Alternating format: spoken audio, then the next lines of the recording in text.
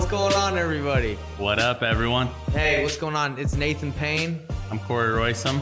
Yeah, so we're just coming together to bring you guys a podcast. We wanted to start making some videos about our journey down wholesaling and real estate investing. Thought this would be useful information, and it's just fun to make. So we want to kind of just let you know our journey. Yeah, just want to help out and provide, little tidbits of information that can help you guys in your wholesaling journey, and help you guys reach your financial and goals and dreams. Right. That's right. So this is brought to you by InvestorThrive.com.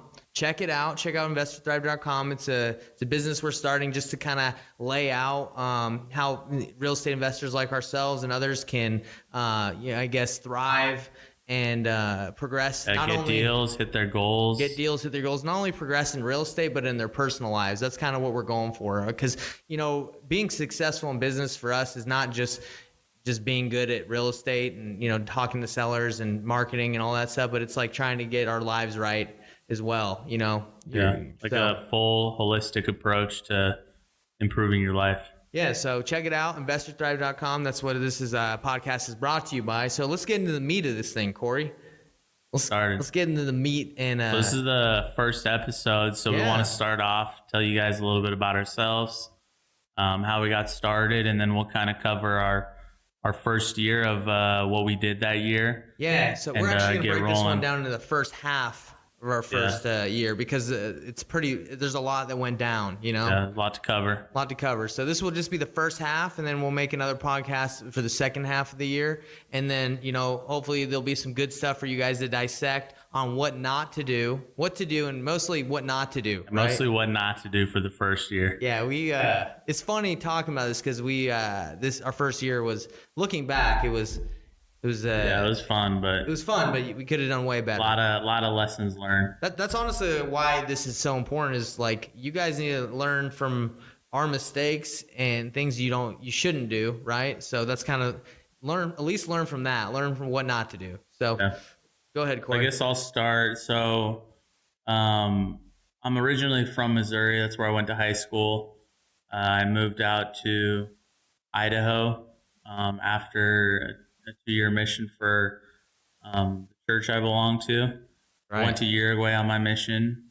Uruguay. Then I went to college in Idaho. That's actually where me and Nate met. We might need to make a podcast about your times in Uruguay. Talk about that. Maybe. You had some crazy stuff happen there. Some crazy stories, but we met in college, became friends. And then I got married right after college, moved down here, started a job working at a tech company. While I was in school, I did some deals, made some good money my last year of college. Was able to kind of get my feet wet in real estate. Right. At the same time, you were out, door knocking. Yeah, I was doing door-to-door sales. If you guys know what that is, selling Dish Network door to door. Crazy. So we kind of had a different path, and then I'll let Nate kind of introduce himself. And then we can talk about how we kind of got started in this. But I love sports. I like basketball a lot. I like playing golf, play soccer, enjoy hanging with friends, traveling. Right. Normal stuff. All around athlete. You like doing activities. Used to.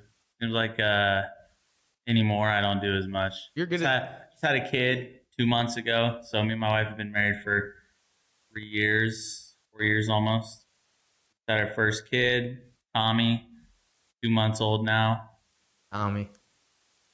Quite the journey. But yeah, I don't have as much time for sports anymore, especially since COVID hit. Don't do a lot of sports. We used to play the company team, we used to play a little soccer. That was fun. But anyway, so I'll go real quick. My name's Nathan Payne. Like I told you guys, I'm originally from a suburb of Atlanta, Georgia, like Roswell, Marietta, Georgia, if you've heard of it. Grew up there. After graduating from high school, went on a mission like Corey did. I went to Portland, Oregon, and 2 years after that, went to school at BYU, Idaho, where we met up, and that's kind of where we crossed paths. And I, in school, started to do door-to-door sales. Door-to-door sales was like a big thing where I went to school, where people would sell pest control, solar, I mean, whatever. And I decided to do Dish Network and cable. Just that's how I fell on. That's who I got recruited to do. So did that. And while I was doing that, Corey was doing real estate. And I'd always be like, Corey, come sell with me. And, you know, he'd be like, nah, I ain't trying to knock doors. That sucks. And it did suck, but it was good money at the time. It still is good money if you are in door to door. But so after college, I got married, did a little door to door still, and that's kind of how the story continues. Is I reached out to Corey. I was just got married. I didn't want to do the traveling thing, so I reached out to Corey. Said, "Hey man, what are you doing for work?" He told me he was working at a tech company, and I was like, "Well, you know, it's still good money in door to door. Maybe we could start like a team here locally in Utah." So what we did is I told him, "Hey, Sprint." Dish merged kind of with Sprint, and we started selling cell phone packages to people, and that was like a really good program. They had like a super good deal, so we started trying to sell. But before I kind of go in more into that, let me just kind of explain like things I like to do. I'm married, so I like to hang out with my wife. Like to ski. I like to work out. I like to be active. I mean, but nothing crazy. There's nothing big into the outdoors recently. Got big into the outdoors recently. Yeah, I've been going to national parks. Those are freaking fun. Yellowstone, Grand Tetons. We're from Utah, so there's a ton of national parks here. Moab, Zion's is fun. So if you haven't checked out national parks, check that out. Spots. Yeah, camping. So anyway, going back into like how we got started, I tried to get Corey. I was like, "Yo, Corey, forget your job at the tech company. Let's start a team door knocking where we can sell Sprint, and part time we'll do real estate." Yeah, it's kind of like, let's do it on the side while we build this giant team that is going to, produce a lot of accounts for us, and we'll be able to kind of do it on the side, get started while we have revenue and income coming in from the sales, the door to door sales. So we got a couple guys. We recruited 3 guys. Yeah. Over a period of time, and long story short, it was hard for them. Yeah, they didn't sell a lot. So door to door is it's kind of difficult. I mean, it's tough. It's tough. They just didn't deal well with the rejection. So from there, that was kind of like February, I think. We did that for a couple months. It was cold outside too. Like, we weren't trying to be out knocking every day. Yeah. It was cold outside. And eventually we would just tell them to go knock, and then we were trying to start this wholesaling thing, and then they were like, "Yo, forget you guys. You're not knocking. We're not going to knock." And so we were just like, "Hey guys, just wrap it up. Like, it's not working out. Just call it." Yeah. So then about May-ish, April, May, we started working out of our houses, wholesaling, trying to get started. I don't know how we got lists or what we did, but we would get call for sale by owners, call random lists that we got. For sale by owners, right? And mind you, we'd be calling with our phone, dialing. Gosh, yeah, well, like one by one, and we'd be texting people one by one, and we were just trying to get a deal, And mind you, we started with $0, right? Like our wives were like, "Yeah, sure, go into this, but you're not going to take any of our money." I don't think we wanted to put any money in either, because we didn't know what we were doing. So it's hard to put money into something that you don't really know anything about. And by the way, our wives are extremely supportive of us. So like, that's huge to strive and try to accomplish like an entrepreneurial venture. Yeah, the first person you got to sell the dream or the vision to is your spouse, if you have one. So yeah, and I sold it. I sold my wife on it because I was like, "Hey, Corey did it in college, and his dad has been doing this. So like, there's a lot of opportunity in here." That was like the extent of what I knew. I was like, "Oh, Corey did it, and his dad makes a lot of money doing it." Yeah. So we got started. We didn't get any deals probably the first couple of weeks. I don't even know if we went on an appointment or talked to anybody. When we first started, we were making like 10 calls a day. If that. We would basically plan out like how we were going to market, or we would just talk. And then the last like hour of the day, we would make a couple dials and get rejected. So we didn't feel bad. And it was tough, man. Like, it was tough to get into it. I don't know why, but maybe because we didn't have any direction. Not knowing what to do, or knowing if like the actions you take are going to amount to anything. I think that's the big. Doing this, is it going to bring me anything? Yeah, so we didn't really know what we were doing other than we would text, send some emails, and for sale by owners. But then you wanted to kind of explain how we got with the broker. Then I made a post. We were like, you know what? We need to get serious. We need to get an office, go work somewhere, like get serious about this. So we made a Facebook post. I think we probably both made one. Yeah, we were trying to reach out, network. Kid that I knew from my mission reached out to me and tagged me, and a guy that works at the office tagged a guy in my post. He reached out to me, and he's like, "Yeah, come in. We're looking at getting into wholesaling, like him and his broker." So we went in, we met with him, and he's like, "Yeah, you can work out of here. You know, we got a bunch of desks. It'll help the energy. It'll bring up." The spirit in the environment, the culture. So we went in there, we started working there. Yeah, don't forget, he was like, I just had a dream about wholesaling. That's right, yeah. I just had a dream about this. Like this was this divinely inspired or something. Yeah, like we were a part of his answer to his prayers. But he provided a cold calling system called Mojo for us. We didn't know anything about this. We'd never heard of, didn't know about. He provided us with some lists, expired listings, like easy lists, I guess, to get a hold of that we had no idea about. You know, the phone book, we could call neighborhoods. Yeah, like this a service that you would just like target a radius and it would target pull like everybody. A zip code or something. So me and Corey, that's when we started getting major cold calling. We were just dialing. We would call for at least 2 hours a day, I think. I think it was like more. 4. I think we were doing 4 until that was a lot. That was too much. So yeah, we were calling. So we this was about May or so. Yeah. When we started working at his office. And so we were calling for a couple months. And then we finally got our first deal. Yeah, we finally found somebody that was interested from we're cold calling the phone book, we're calling these lists, and we're calling all these people, and we finally get someone who's interested. You know, his house was in Salt Lake. Yeah, he was a cool guy. He was from Croatia. He so he was from the expired listings list. So he had recently tried to list his home, and it was like $200,000, and it didn't move. So we had. He was also on the foreclosure list. He was on the foreclosure list. Yeah. So he didn't get the price he wanted because he had the commission of the agent involved and everything. So he was like, "Oh no, I'm not selling it." So he just decided to just wait it out. I think he was just willing to lose his house or something like that. But Corey, you got a hold of him, and it was crazy. Like we went over there. This was our first deal. We had no idea what we were doing, and was that the first appointment we went on? That might have been the first. I can't remember appointment we went on. Sure, we did.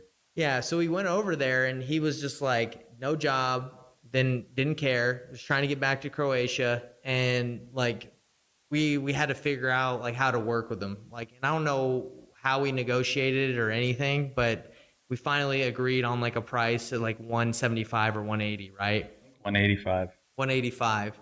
And it was a good deal looking back. We just didn't know. You know, we didn't have the buyers at that time to know like it was a deal, but we went over there probably half a dozen to a dozen times trying to work out a deal and get it's not like we got it the first time either. Like we had to go there a couple times, and he had to work it pretty hard. And he wouldn't answer his phone, so like we would just go over there and just try to catch him at home. Just show up and be, you know, he'd be on his couch just sleeping, and we'd be like, "Hey,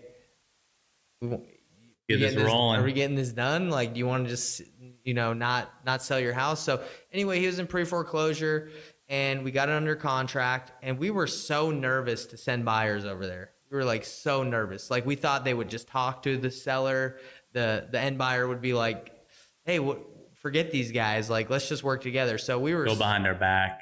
Yeah, and what happened is like we didn't know how to sell our deal. So the broker we're working with, he's like, "Yeah, let's just blast this to all the agents in Utah," and that was a bad idea.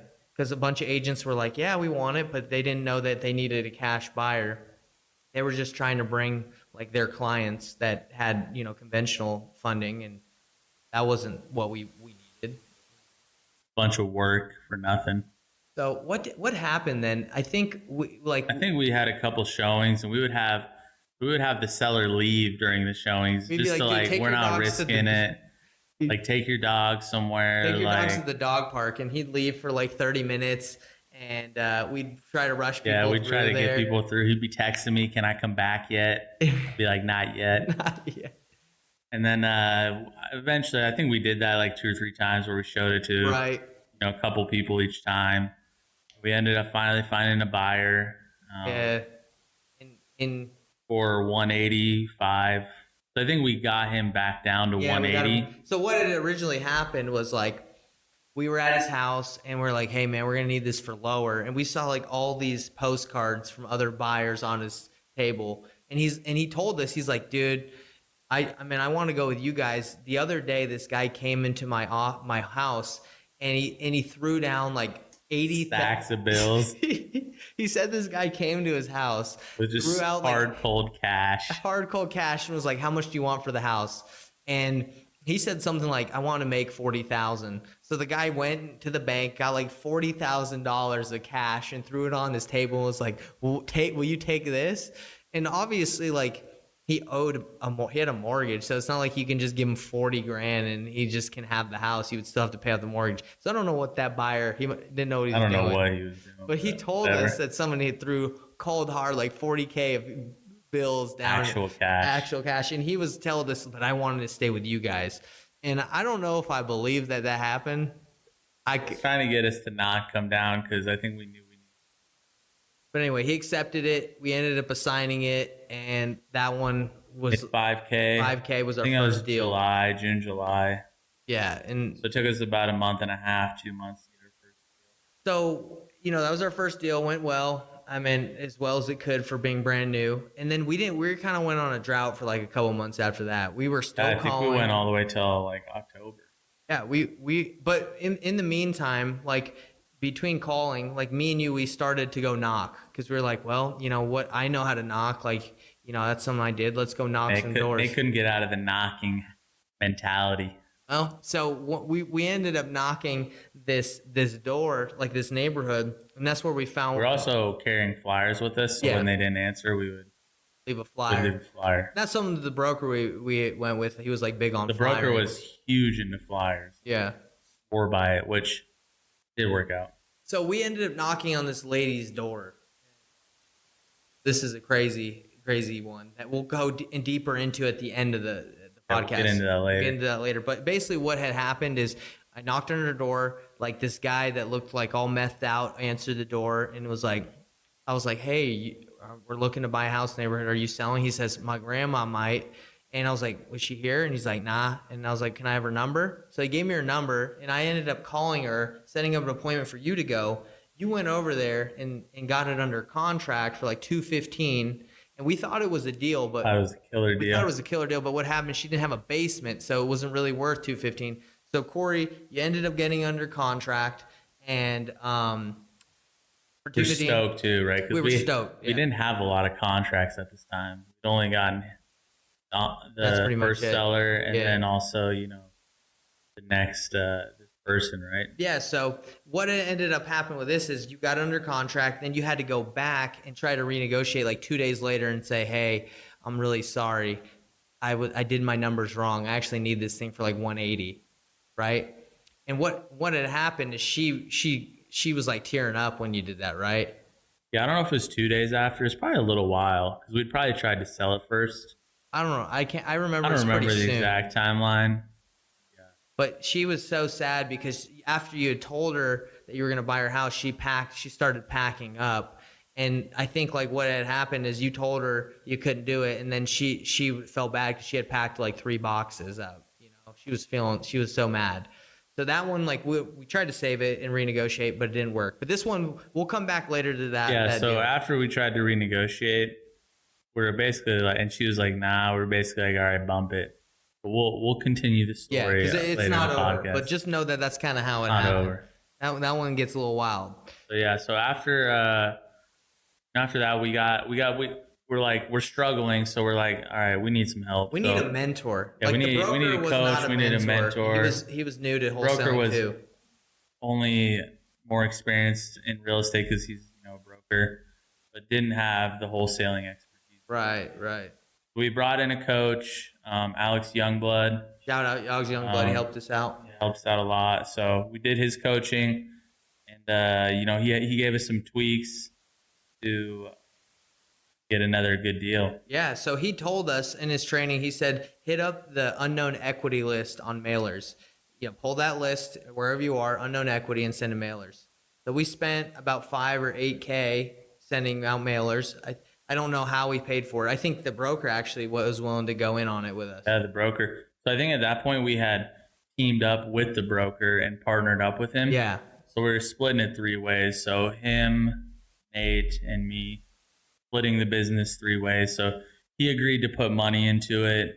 I think he agreed to put like 5K into it. So we spent that on mailers and flyers. Right, and I even think you We tried had hired people ClickFunnels to. too. You tried that.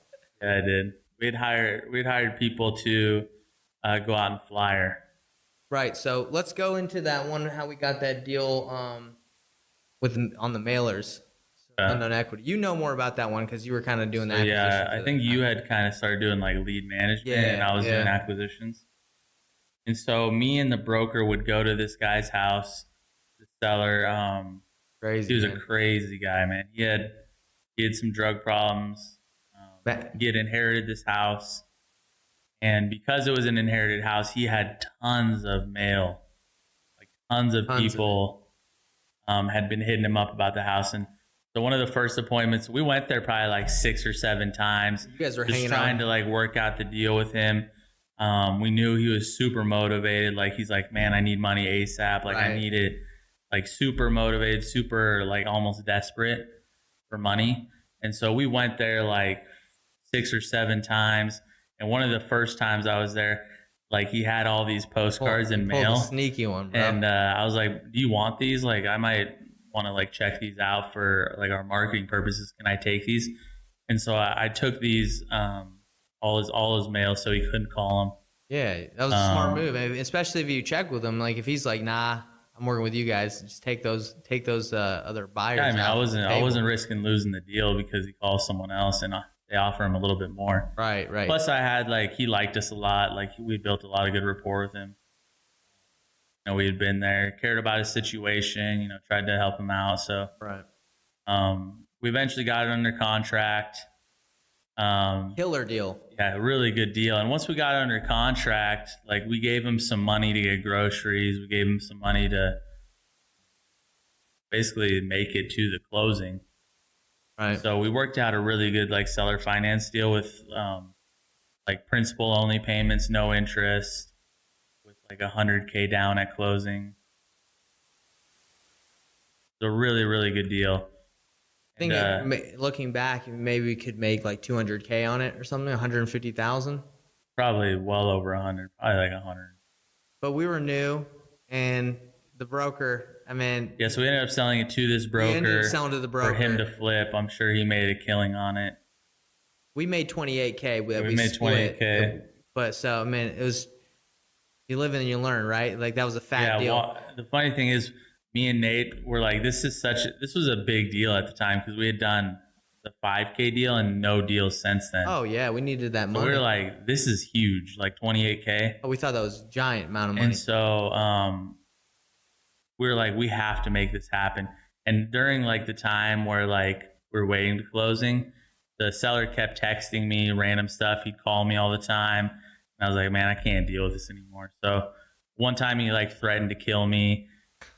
Just crazy stuff. He was crazy. He was the deal didn't super get funded. hot and cold. So the deal didn't get funded like the day it closed because it takes sometimes to the next day. And he called Corey like, I'm gonna kill you, dude. I blocked his number. He literally was threatening to kill you. And I was like, man, this is getting wild. This is what the path we've chosen. Me and Nate picked him up to take him to the closing because we're like, we have to make this happen. We have to make this happen. He brought his girlfriend with him, and he was on the drive there. He was going nuts. He was like telling stories about how he used to like hook up with all these bouncer and beat up people and like hook up with chicks nonstop. And I was like, wow, this guy's crazy.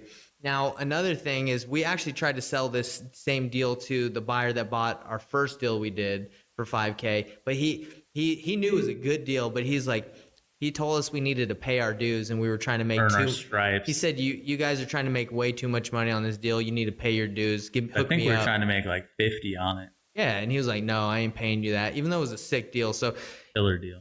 you guys need to know, the more buyers you have, the more money you're gonna make. Yeah, we were still in a position where we struggled to have good buyers, so we didn't really get like a lot of interest in it because we only blasted out to probably 10 people. Yeah, so which isn't going to get you anything. You got to get more buyers. I mean, that's, if you can learn one thing from this podcast, this episode or whatever, get some buyers. That's why we can sell so many of our deals now. We can find buyers. Now, that's how we got that deal with him for $28K. It was unknown equity. Unknown equity. Postcard. Now, that kind of held us over. We had that deal, then we had the $28K. Now we had some wiggle room, right? Yeah, and at the same time, we had hired some flyer guys with this $5K the broker gave us. That's right. So now we kind of want to tell you a little bit about I think the first flyer guy we hired like way before this deal started, probably towards the end of summer, right? Because he got roasted that one day. Who are you talking? Flyer kid. You're talking about our ponytail? Yeah, pony boy.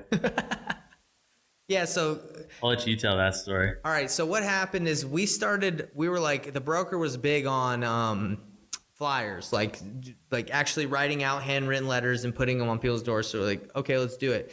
So we ended up putting out some Facebook advertisements on like Indeed and Facebook Marketplace to hire people to flyer. And we would pay them 6 cents a flyer because we thought you could hand out like 100, 150 flyers an hour. 200. So we were pitching it as like $12 an hour, right? So a bunch of people were pumped about it. They're like, yeah, I can get paid to exercise and go flyer. Why not? So we started getting a lot of people that were interested, right?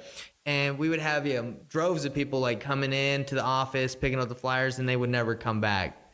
They'd be like, yeah, or they'd come back the next day and be like, I'm done. They'd be like, forget this. And we had a watch that was like a Garmin that would track like if you even went to the doors. Most people would, but they would go and they do it and they say, hey, exact route. Because I think you would end up you were making 6 cents a flyer. I think you could actually do maybe like 70 or 100 an hour. So you're making like, yeah, like really fast.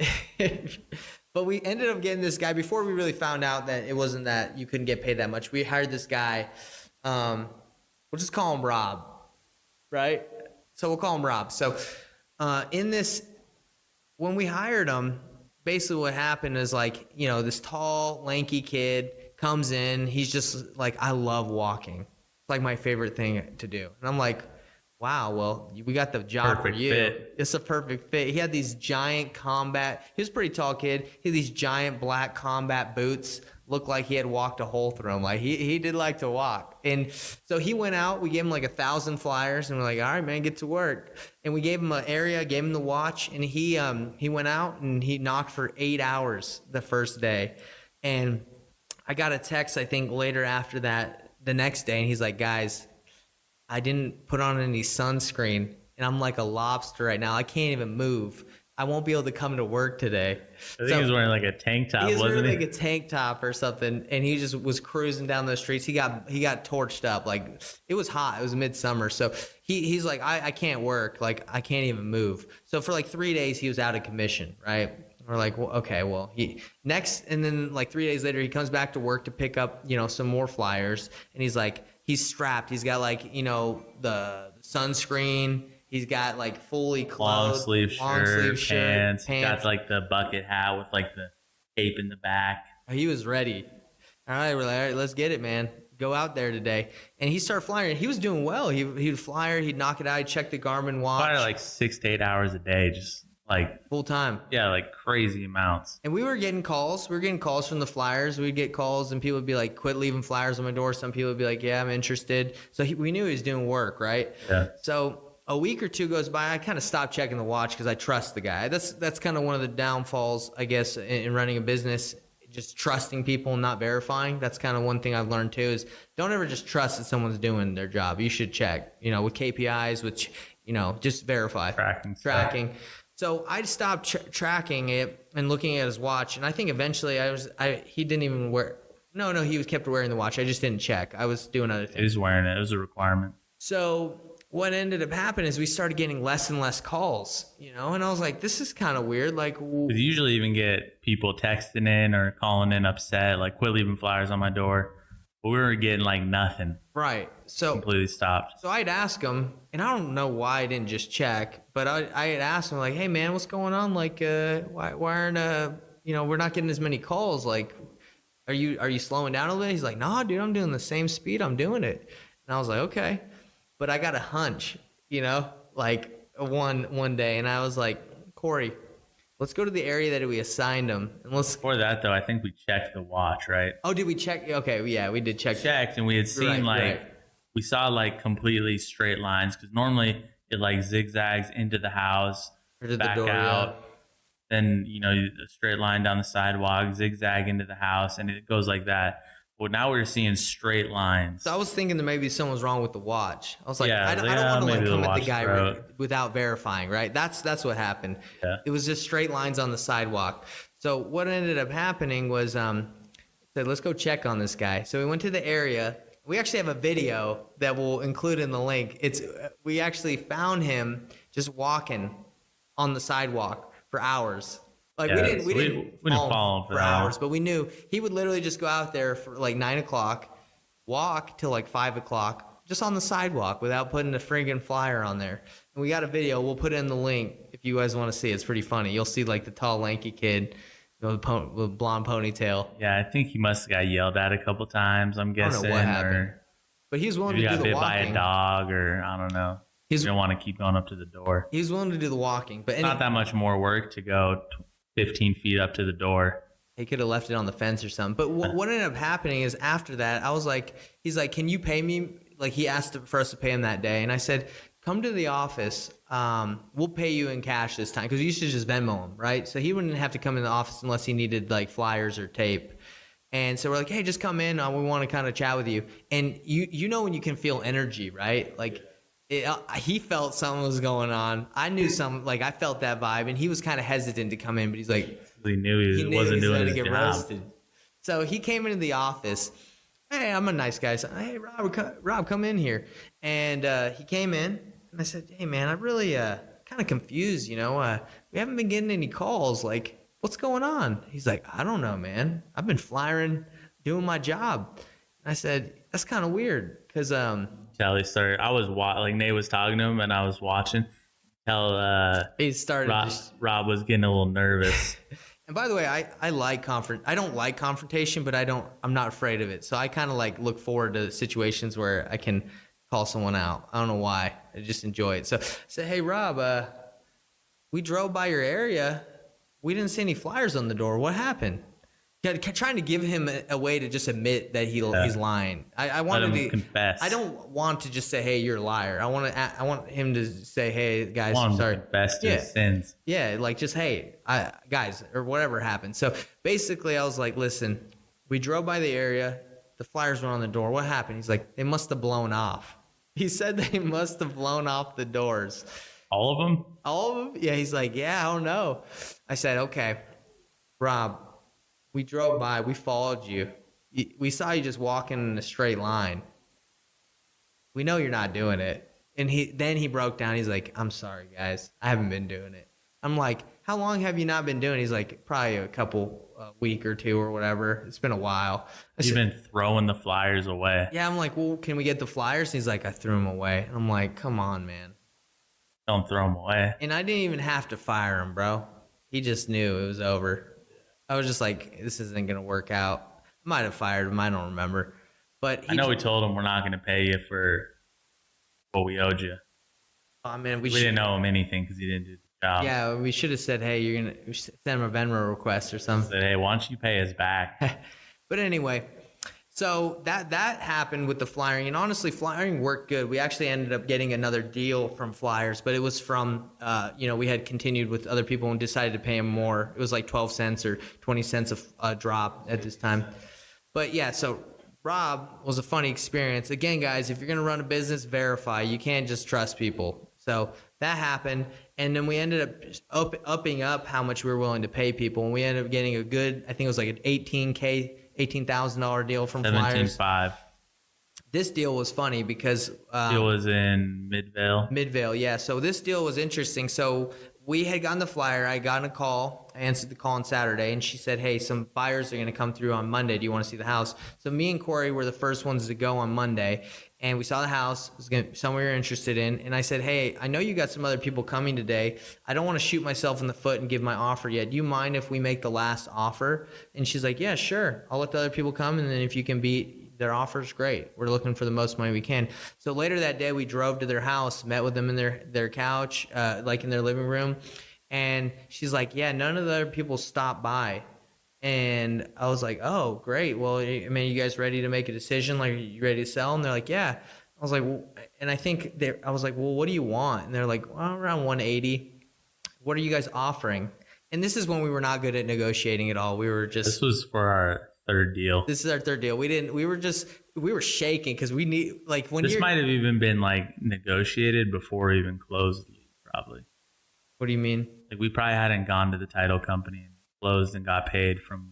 Oh, probably not, right? Probably not. The other ones are probably still like working. So we wanted this one, right? So she's like, 180 is kind of what I want. And then I looked at you because you had more experience this time, and they're like, "What I do was you feeling offer?" the pressure. I was He's like, feeling "No, the I got to pressure. make a decision. I don't want to make a decision." But he did. But then I was like, Would "We'll pay 186." So I'm sure we could have got away with like Oh, 181. gosh, dude, you probably could have gotten away with 180, but they were just looked at each other and like, "Are you sure?" Kind of like, "Okay." And we're like, "Yeah, sign." So we were just like, "Bam, got it," because we knew it was a deal. Anyway, that one was kind of, because our buyers again were weak. That one took a while to sell, but we ended up selling it for like 205 or something like that. 17 and a half, I think. So that was interesting. So that came from Flyers, and then we ended up getting another deal soon after from cold calling. I was calling the absentee owner list, and I ended up getting a guy who was like, "I want 175. I looked on Zillow. The Zillow estimate was like 235, and I was like, "Okay, so if I get you 175, we got a deal?" He's like, "Sure." So we ended up going to his house. Corey again negotiated it. Tried to negotiate lower. This than time we learned from our mistakes. So the guy's like, "I want 175," and Corey's like, "Can you do 170?" And the guy's like, "No." And we're like, "Okay, well," 70. he's like, "No." We're like, Then 175. we did settle at 175. He's like, "Okay, fine." He wasn't like super motivated. It's kind of like, I'll sell if right number. Right. And now, by the way, absentee owner list, money. We've gotten tons of deals from the absentee owner list. So yeah, use it. Landlords all the time want to get rid of their properties. I mean, he was just tired of it, right? I think we bought it with it, sold it to brothers that bought it with the tenant inside, Yeah, right? they just wanted to keep it as a rental, which is probably that property's Great, probably yeah. gone up a ton. It was a good rental. It had like So a it's part super of the convenient for the seller. Good deal for the buyers. buyers. Yeah, so that was cool. I So think we made 22 off that. yeah, we made a good amount on that Good one. deal. And I don't think we could have probably pushed that one higher because we ended up selling it to buy and hold investors, which we got lucky for. So kind of wrapping up this part of the first half of the year. Just want to kind of go. We actually ended up getting a deal that we're going to talk about later in the next episode from a guy that was in pre-foreclosure, but that ended up closing at the end of the year. So that one's, we're going to go deeper into that one next episode. House of Bond. We loved going to people's houses. We don't go to anyone's houses now. I mean, maybe sometimes, but Rarely. it's all virtual. So Very rare. we close also- over the phone, We also ended up hiring cold callers which we'll talk towards the end about of the year, more. which we'll talk about next. Yeah, we hired some of our buddies from college, paid them $15 an hour. Don't do that. We'll talk about that more. That's too much for cold callers. But what we kind of want to end this episode on is the deal with. We're gonna go full circle on this one. Door knocking deal. So the lady that Nate talked to, that he knocked the door, talked to the grandson. The grandson. We'll call Called her. We'll call her Ronnie. Is that a girl's name? Ronnie? Yeah, we'll call her Ronnie. So that okay, fine. We'll change it to Bonnie. Bonnie. All right, Bonnie. That's better. So not Ronnie, Bonnie. So Bonnie, this is crazy, man. So Corey, I remember like at this time we started kind of trying to get more into the sales training, and like he told me about a guy named John Martinez. Do you have his training yet? I don't think we had the training yet, but you started telling me about like sales, and I've done sales with like door to door. This is kind of this is a completely different beast. This is like trying to find, this is consulting. So one day Corey was telling me like, Nate, we're only going to get better at this business when we start caring about people. When we actually start caring about their situation and sounds kind of corny, but it sounds corny, but I was more thinking about the dollar signs. I'm not like a greedy person, but I was like trying to make money, right? But then Corey was like, look, Nate, we got to start caring about their situations. So I looked at him and I was like, remember Bonnie? He's like, yeah, I remember Bonnie from a couple months ago. I'm like, remember how we, she was pretty upset because we tried to renegotiate with her. I bet she hasn't sold yet, and she probably still. So what Bonnie's situation was, she retired. She was on Social Security. She was getting like $1,000 or $2,000 a month. Her mortgage payment was about that. And she had her like 40-year-old son, not 40-year-old son, and her like 45-year-old daughter mooching off of them, and the grandson. So not working. Nobody wanted to work in that house. So I thought about them like, you know what? I actually care about her situation and I care about Bonnie. She's got a crappy situation. She's got all these people mooching off her, and does not make enough money to make rent and or her mortgage payment. She needs our help, right? So Corey, it sucked because her mortgage payment was so low. Dude, it was so low. And because none of them were working, and she was the only one collecting. Yeah, it was. They were just paying for their food, paying for their rent, mooching off of her. So Corey, remember what happened? You didn't want to go back over there because she had given you the wrath. She was so mad at me. I was like, I'm not trying to talk to her. I said, hey man, why don't you practice? Let's practice what you're preaching. Let's care about this lady. So I got in my car. He got in the passenger seat. We drove over there, and I said, all right, let's go knock on her door and talk to her. He's like, nah, I'm gonna stay in the car. So I go up to the door and I knock on the door. I said like, hey, talk to her first, see if she wants to talk to us. Yeah. Then I'll come in. So I knock on the door, and with like conviction in my eyes, I say, Bonnie, we talked to you a couple months ago. We were interested in buying the house. We still are, but sorry. We're really sorry we got our numbers wrong, but we still want to buy the house. And she was like, get the bump out of here. Get off of my porch.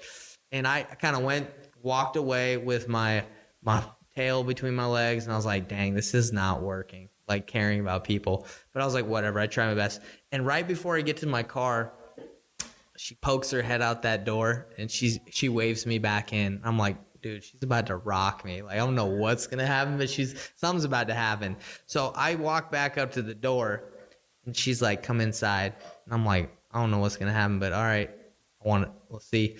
So she points, I go inside, Corey's still in the car, and she goes inside and she points to 3 boxes, like 3 little boxes, and she says, you see those? And I'm like, yeah, those boxes. She says, when you guys said you were going to buy my house, I started packing up my whole house, and those are the boxes that I have from when you said you'd buy my house. You know how hard it was? And it was like 3 days, dude, and there was 3 boxes, and she's like, that's what you guys made me do. And I just apologized. I said, look, you know what? I must have been really tough to pack those, and I'm sorry, but can we make it up to you? Can we work it out? She's like, yeah, I still want to sell. I get Corey, he comes in the house, and we literally met with her maybe 4 or 5 times until we finally agreed on. I remember I came back to her like one time, and I negotiated the deal. I basically said, listen, Bonnie, I know, you're holistic, you're a spiritual person.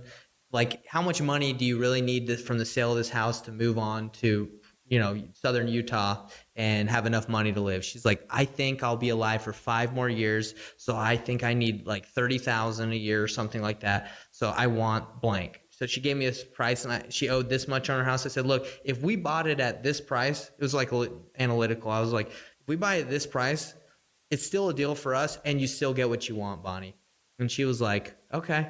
So we signed the paperwork, And it was like a roller coaster from that point. But It wasn't like a done deal at that point. no, because she had to find a place to go move. So we had connected her with an agent in Southern Utah to find her place. She was like, Getting cold feet getting about cold feet it, all the just, time. like questioning it. And then we did end up getting John Martinez's training, because then you came over to her and we sat down with her 4-year-old son, Ronald or Ray or whatever, and Judy, and they were all sitting in this house in the living room, and the dog was all yapping, and it was just, newspaper Little stacked. mouse-looking dog. Little mouse-looking dog, paper stacked to the ceiling, hoarder. It was crazy. And Corey, what line did you hit her with to get her to finally make the move? You remember? I don't remember the exact line, but I'm pretty sure John called it like the magic question. Yeah, dude, you hit it with her, and Basically, like I was talking about, like everyone's scared to change, right? mhm. And like Bridging the gap. That Yeah. was the you were talking about that. it's with her. hard. It's hard to make the decision to bridge the gap from where you are to where you want to go. Yep. If you don't do it now, like you'll never.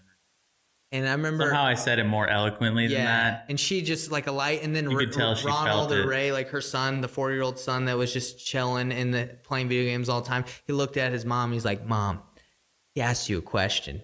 Are you gonna bridge the gap?" And it was just, dude, he had our back at that time. We're like, "Let's go, Ray."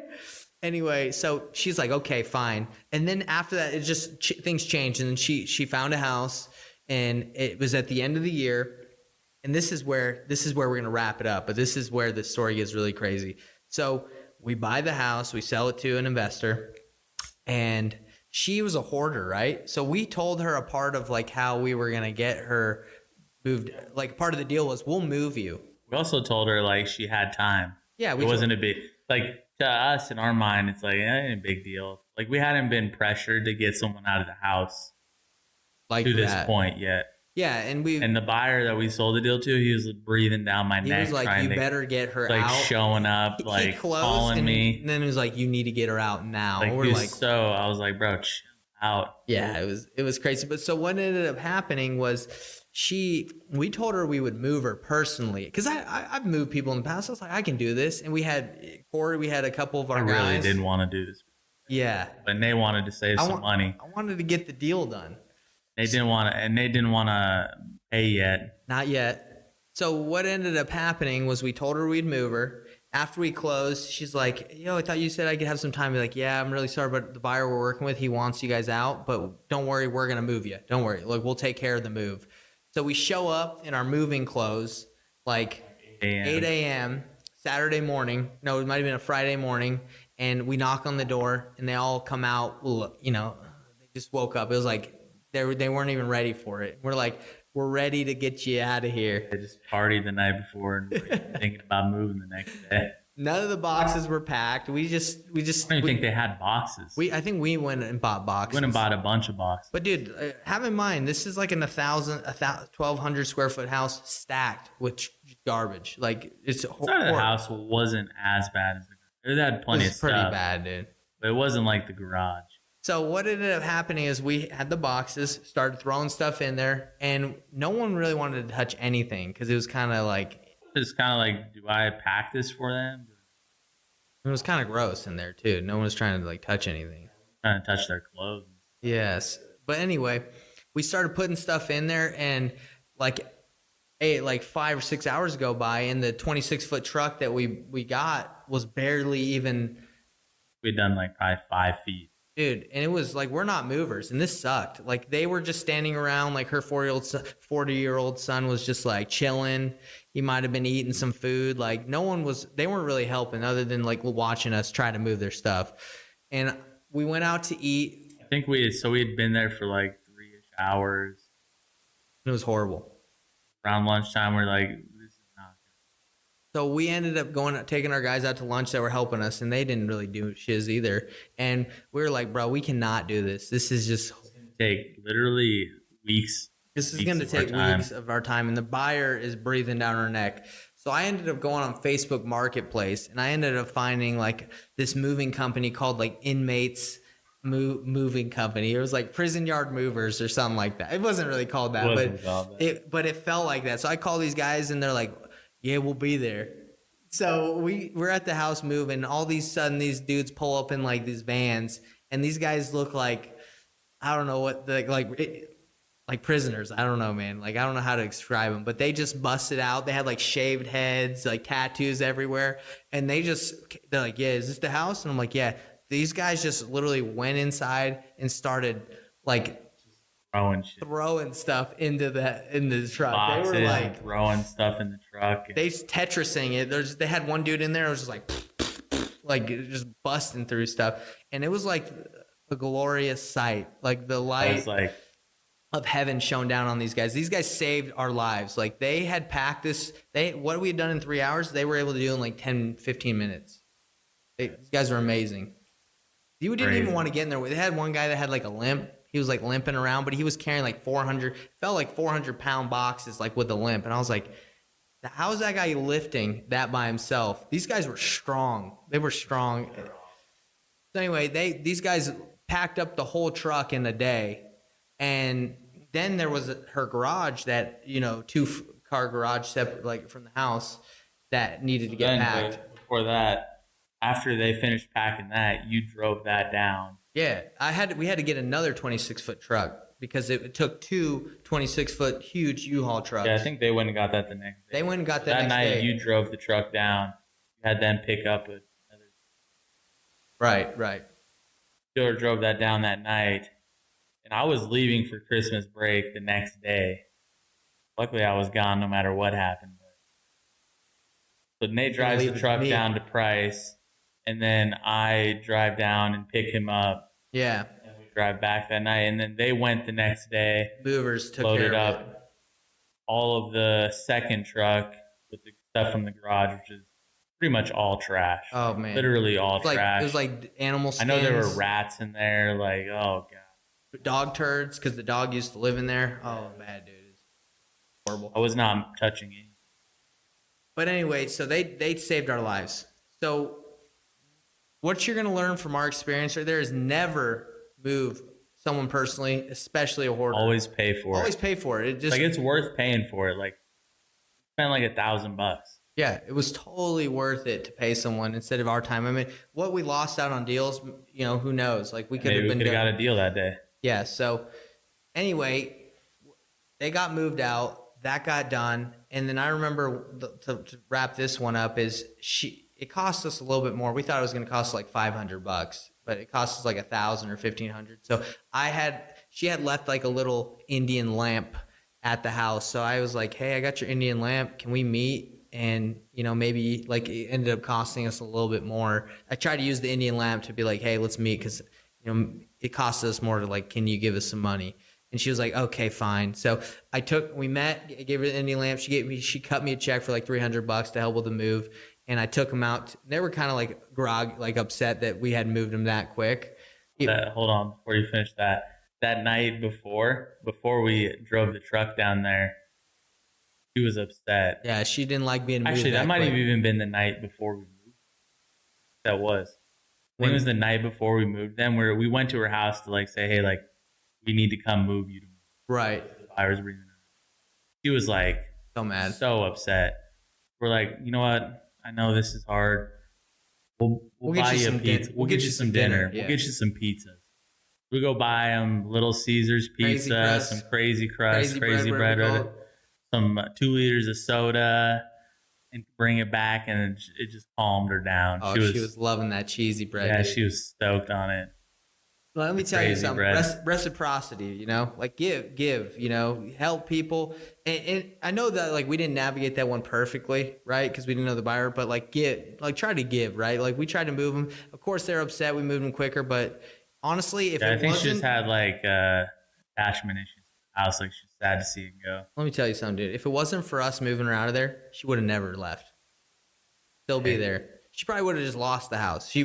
She needed someone like us to get her out of there, really, because she wouldn't be able to get it done. Now she's down in Price, Utah, probably happy as can be. Loving life, dude. Just running with the horses, running wild with her son. He's probably gaming, having a great time. 45 years old, just not even caring in the world. But anyway, I think they bought the house cash, right? Yeah, they bought the house cash, and she had, enough cash, and on top of her Social Security, she's going to be chilling, she's good. So I don't know if I said this, but I ended up buying a McDonald's when I went down there, and they were loving it, dude. So I hope they're good. Hotcakes and sausage. Yeah, McGriddle, bro. So, man, it was a crazy first half of the year. I know we probably taken a lot of time to talk. Yeah, it ended right before Christmas. Ended up right for Christmas. 18th, 17th of December. And honestly, guys, we got so many crazy experiences because we were in the thick of, most of these deals, like trying to negotiate them. But, now as we're doing virtual wholesaling, like we're not really meeting with sellers. We're not really that involved. But yeah, some crazy stories that you guys will hear about. We got one. We'll talk about this one in the future episode. But we bought a house in California that had a squatter in it, and we didn't know it when we closed on it, and he wouldn't get out, and we had to go fly and kick him out. And the police came, and it was crazy. So don't buy a house with a squatter in it, by the way. So let's recap. Especially in California. Yeah, they have rights apparently. So let's recap this call real quick, Corey. Me and you got into wholesaling. We're friends in college. We started our business with $0, zero experience, knew nothing. We went to a broker to kind of help us out. He was new, but we actually split the business with him. Ended up, as in the next episode we're going to talk about, we actually ended up separating because we didn't feel like he was pulling his weight. And then, what else to recap? We did 5 deals. Total that year for about $5,000. Decent amount of money for us. From May to December, which luckily we ended out strong, right? Yeah, for sure. So, got them through cold calling, mailing, and flyers. Don't move a hoarder. Pay for it. Especially. Pay for it. Spend time working in and on your business. Don't do that. We're excited to share a story with you guys. We're excited to help you guys out in any way you can. Like I said, this is brought to you by Investor Thrive. Visit us on our site, and you can learn how to engage with us more, and learn more on how to wholesale and how to grow your business, how to become better in your life, all that stuff. Yeah, because guys, my goal, I love real estate. Real estate's fine, it's cool, but my goal is to help people be successful in their personal lives. Like a lot of people don't reach their dreams. Like this is just a I guess what's the word for something that's going to help you get there, like a pathway. Yeah, this is like, for me, this is a pathway, right? Like I never want to just, like, wholesaling was not my end goal. My goal is to, I guess, help people achieve their goals. Like that's what I want. So like Investor Thrive, like it's not just like, hey, how can you wholesale? We will teach you that, but we want to help you with your personal lives, daily schedules, setting goals, monthly, weekly, daily. Like the way to get anything in life is through daily action. And a lot of people don't like do the things necessary to get what they want through daily, action. So anyway, thanks for tuning in. Check out Investor Thrive. Thanks for listening to our podcast, and, tune in for more. If this is on YouTube, it will be on YouTube. Like and subscribe and hit the bell icon, and just help us grow our reach. And, share it. If you think it's interesting or worth it, please share it. Thanks for coming, guys. Peace out.